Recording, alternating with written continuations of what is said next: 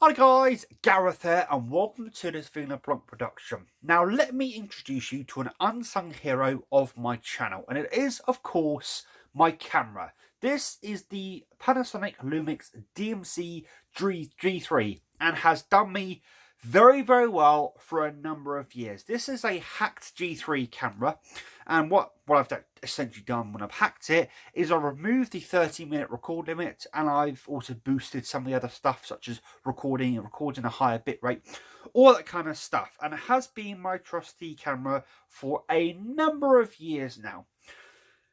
You may be thinking though, hang on a minute Gareth, you seem to be talking about this camera in the past tense despite it being in your hands right now. Well yes, I am talking about this camera in the past tense, and that's because I haven't used this camera for quite some time. I've been using my phone, whether it be my S8 Plus, whether it be the Sony Ericsson XZ Premium, whether it be the Note 9, the Samsung Galaxy Note 9 I'm currently using as my current daily driver of a phone. I haven't used my camera in quite some time. The reason why I haven't used my camera in quite some time is because it pretty much requires a softbox to get decent lighting out of it, and you can't adjust the lighting after that, whereas my phone seems to do a far better job with increasing the brightness where it needs to and that kind of stuff, and you get a good picture. And even if I was to use the softbox with my phone, you get an even better picture. The other thing that I kind of have to realise is, unlike some YouTubers that I know of personally, I don't have some grand delusion that one day I'm going to get super big. Or I'm not super big currently, I should say, and don't need dedicated equipment to record videos. As I've proven recently, and last week was kind of me proving this, I don't need super fancy equipment, you know, lavalier mics, softboxes, dedicated cameras to record videos. I'm not at the level now yet, or probably ever will be, to be honest, that I need dedicated equipment. Point number 3 is occasionally I will check how much this camera is worth on CEX, which is often where I go to trade things in. And a slight problem is, up until very recently, some components of these were missing. That was the body cap, the rear lens cap, and the front lens cap. They're all missing. And if I was to take this down to CEX, as per their policy on cameras, you need all those things to sell this to CEX. I know this from experience myself. So when I was tidying up my room, as I've revealed in the previous video, I found the front and back lens cap, and then that triggered my memory into thinking, I know where the front lens cap is, that's on my desk somewhere. And then earlier on today I actually found the lens cap. Not only that, but I did check when I found the front and rear lens cap how much this camera now goes for at CEX, how much I can get for it essentially. So for the longest time they gave about £58, give or take, for this camera. They now give 75 cash or 91, was it 91? 91 voucher. And there comes a point where I have to sort of make the decision whether that's now worth it to sell the camera, trade it into CEX. So when I found this out, some things started going through my head. Also, when I found the rear cap and the front cap and all that kind of stuff, I also found my NES that I bought a long time ago through a friend who bought it through a neighbour who jacked up the price while he was on the way to them. Actually, I'll tell that story very quickly. I would save it for another video. I'll tell it now. Basically, I contacted a friend that I bought a lot of my retro equipment from, which I've now sold to CEX or to various other places, or eBay, or various other places, or Gumtree even. I used to contact him and say, yeah, I'm in the market for an NES, basically. And he didn't have an NES himself. He'd literally just sold his NES and sort of said to me, you should have said I would have sold you it for a good price, played a ton of games for it. Anyway, so he ended up getting in touch with someone at work, I should say, who was kind of a neighbour, kind of not a neighbour, or knew his neighbour, something along those lines. I can't remember the story quite yet. But he literally texted or called me to say, yep, I'm about to go out and grab your NES for you and bring it back. From him leaving his house, telling the individual, I'm going to pick up the NES, to him picking up the NES, they jacked up the price by 20 quid. I think actually it was 30 quid by the time all said and done. Not only did my friend owe me some money at the time, which to be honest I was probably going to tell him to forget about, he also knocked off a further £20 just to keep things at the price I was willing to pay, which was a very solid thing for him to do. But he did later have, some words, shall we say, with that colleague to say, why did you do that? Long story short, they had looked up the eBay pricing between him leaving his house and him getting to their house and then bringing it to me.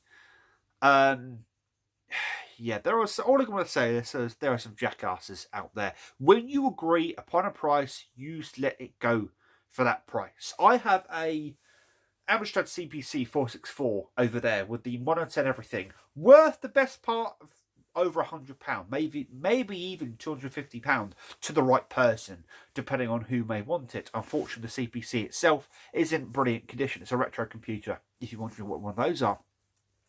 I got that for a £5, I think it was, and I gave the person a tenner, and they were scrabbling around the house for the change, and I literally said, don't worry, you can take the tenner. And they were damn surprised why I said that, despite the fact literally while they were searching for said change, I looked up how much the monitor let cost by itself on eBay, and that was £75 by itself, let alone the actual, the computer itself. Now, she found that in the attic. She could have, because again, I had to get round there. She could have, in between me leaving my house and getting there, could have hiked the price up. But no, she even said to me, I'm about to go out for a cuppa or coffee with my friend. That extra £5 will help out. It's all good at the end of the day.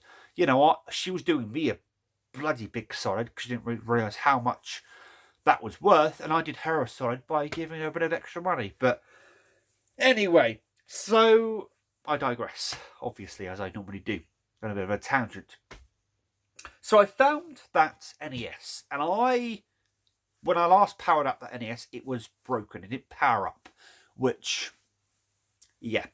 Also, when I was tidying up, I found its power supply, its actual power supply, the power supply that comes with the NES. I do believe the power supply I used before was the SNES power supply, which is, the SNES is long gone by this point.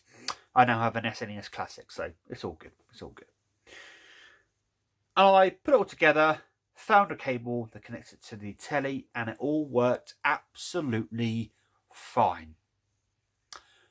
Now, I haven't touched that NES in a long time because, again, I perceived it to be broken. So there's me, really racking my brain going, oh, okay, so I've now got a camera that I could sell or trade in. And a lens. I've got a NES that I can trade in. And then the old cogs started whirring. So I'm trying to think precisely when this happened. Was it? I think it was coming up to the release, or just before the release of Red Dead Redemption 2. And now I need to remember when Red Dead Redemption 2 came out. October, I do believe, was RDR2. Yeah, October the 27th. So we're going to say September 2018. I upgraded to a PlayStation 4 Pro. I sold the iPad Pro I had at the time because I wasn't using it. I used some of the cash to help out with a few things, and used the other part of the cash, sold my base PS4 and bought a PS4 Pro. And this is a bit of a first world issue, and even being a first world issue is kind of a privileged view. I will, preface what I'm about to say with all of that, so bear that in mind, guys. And I've loved my PS4 Pro. In fact, I've heavily weighted buying things on my PS4 Pro over my Xbox One S because they just look so much more better on the PS4 Pro. Often they run at 60 versus 30 frames per second. They just look a hell of a lot better. Even my dad turned around a little while ago and said, why don't you buy this game on your Xbox One S? Give that a bit of love. And I'm like, well, it performs better on the PS4 Pro. And there are times where I do go from playing on the PS4 Pro to playing on the Xbox One S. And I don't know. I just, again, I will say this is a bit snooty. This is a bit definitely coming from a privileged point of view. A white person, Western white person privileged point of view, as some people would say. I find myself sort of going, whenever I want to play the Xbox One S, because it's not as nice looking and as well performing as the PS4 Pro. You guys may know where this is going. So recently, to add another story into the mix, I took down my PS3, my backwards compatible PS3, to CX to get checked out because the controller wasn't working properly. Long story short, they replaced the controller and I got the PS3 back. It's still set up downstairs. I set it all up and haven't touched it since. I wasn't even touching it beforehand because the controller was broken, but I haven't touched it since the controller being replaced. Then my brain started worrying even more, and I think you guys know where this is going. With the combination, if CX give me the prices I'm looking for, with the combination of my camera, the NES, the PlayStation 4, the PlayStation 3, and of course the Xbox One S itself, I could upgrade to an Xbox One X. Also, maybe trading Resident Evil 2. We'll see where things go with that in order to facilitate me getting or renewing my Game Pass subscription. Plus, I might need to trade that in to get a bit of extra money to tie me over to be able to afford the Xbox One X. Plus, I may talk to the CX I'm going to and say, could they do me a deal? Because sometimes they can do a deal if you ask, because they drop a tenner or 20 quid off if you ask, and I may ask if they're willing to do that, you know, to give me a bit of leeway, since I'm trading in for voucher anyway. Maybe they can give me a bit of leeway. You know, trading in stuff they can sell for a lot more money, and you know, they may be willing to get me a little bit off their Xbox One X because I'm buying the Xbox One X. We'll see where things go when I go to do it.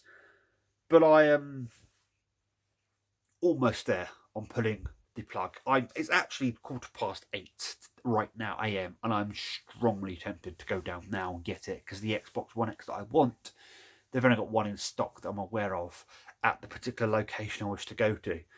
So, you know, it's one of those things. It's kind of like, and that's where I'm at with all that. But I wanted to record this video to sort of give the Panasonic a bit of a send-off, and to sort of give you guys some stories that I've been holding on to for the last few days, and sort of put them all in one big video. And it turns out they all flowed between, you know, they actually all flowed between them. Or one thing I do want to say though is, you know, hats off to the CX return policy. That, if you didn't know, I think it's actually an EU directive, but all second-hand items now need at least a 2-year warranty, if not longer than that.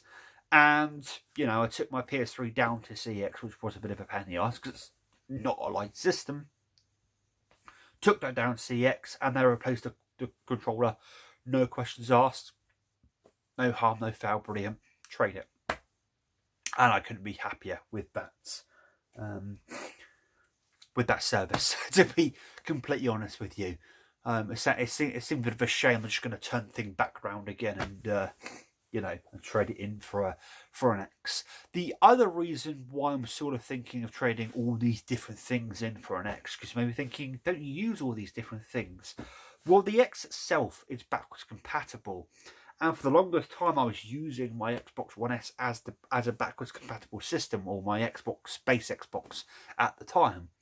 But I then ended up selling that and didn't have any backwards compatible systems, and that's why the PS3 was rebought and all that kind of stuff. But with the extra performance the X gives me, I think that may be the route to go.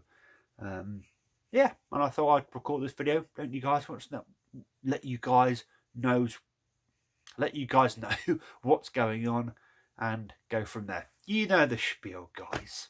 You know the spiel by now. Give a like or a dislike on this video, depending on your feelings. If they're more complicated, then please pop a comment down to the comment section down below. As I do like to say, YouTube is a social media platform. Let's make it social. Let's take it back from the trolls. And if you haven't already, please stick around by pressing the subscribe button. It's big, it's red, it's free. If you want to stay updated with what I do, then hit the bell icon. Make sure the quotations are around it, and you receive a notification to your device of choice every time I upload a video. And as always, guys, please take care and enjoy the rest of your day. Did I get that mixed up? As always, you've been a very patient and supportive audience, and until next time, take care and enjoy the rest of your day. Ta-ra, guys.